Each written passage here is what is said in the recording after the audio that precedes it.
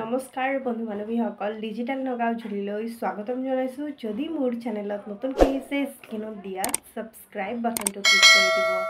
আজি আপোনালোকক ক'বলৈ ওলাইছোঁ যে আত্মসহায়ক গোটৰ পৰা যদি আপোনালোকে ওলাব বিচাৰে, তেতিয়াহ'লে আপোনালোকৰ জমা কৰা টকাখিনি পাবনে নাই।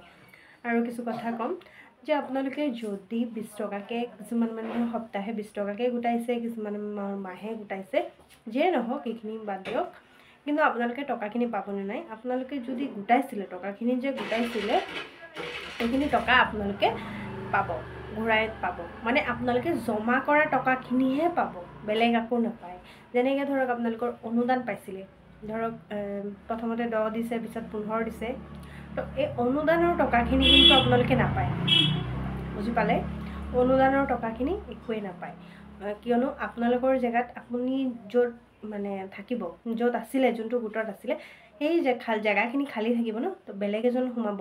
তেতিয়াহ'লে কি হ'ব, এই মানে যিখিনি ধৰক 25,000 টকাৰ মানে অংশীদাৰ তেওঁ হ'ব। চৰকাৰেতো বাৰ বাৰ নিদিয়ে টকাখিনি, বুজি পাইছে নহয়। আপোনালোকে যদিও আপুনি লৈছিলে, কিছুমান মানুহে কি কৰিছিলে, এই 25,000 টকাটো মানে ভগাই লৈ লৈছিলে। মানে ধৰক কিছুমান মানুহে ভগাই লৈছিলে। ভগাই লোৱা টকাখিনি কিন্তু আপোনালোকে যদি ভগাই লৈছে, তেতিয়াহ'লে আপোনালোকে যে মানে হেৰি কৰিছিলে, জমা কৰিছিলে টকাখিনি, সেইখিনিৰ পৰা কাটি পেলাই দিব আপোনালোকৰ সভানেত্ৰী সম্পাদিকা। বা আপুনিও যদি কৰিব বিচাৰে, তেতিয়াহ'লে কি হ'ব, সভানেত্ৰী সম্পাদিকাই সেই টকাখিনি কিন্তু কাটি দিব লাগিব। যোনেই যায় মানে গোটৰ পৰা ওলাব বিচাৰে,